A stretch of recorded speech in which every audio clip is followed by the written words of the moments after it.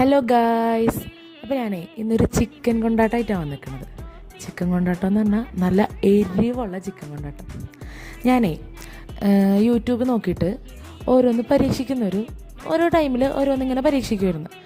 അതിൽ പകുതി ഫ്ലോപ്പാവും, പകുതി സക്സസ് ആവും.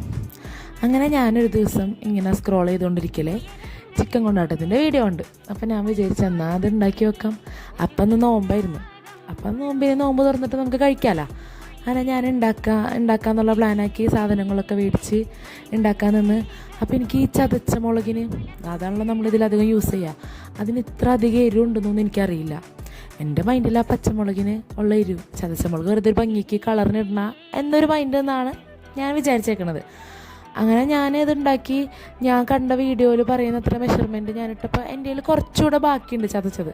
അപ്പോൾ ഞാൻ വെച്ചാൽ കുറച്ചല്ലേ ഉള്ളൂ എന്ന് വിചാരിച്ച് ഞാൻ അതിലേക്ക് ഇട്ട് ഞാൻ ഉണ്ടാക്കിയ നല്ല കളറ്, നല്ല സ്മെല്ല്. നോമ്പാണല്ലോ, നമുക്ക് ടേസ്റ്റ് നോക്കാൻ പറ്റില്ല. അങ്ങനെ ഞാനതൊക്കെ ഉണ്ടാക്കി നോമ്പ് തുറക്കണം ഇങ്ങനെ കാത്തിരുന്ന് നോമ്പ് തുറന്ന് ഫ്രൈഡ് റൈസ് ആയിരുന്നു. ഫ്രൈഡ് റൈസൊക്കെ അടിപൊളിയായിട്ട് കിട്ടി.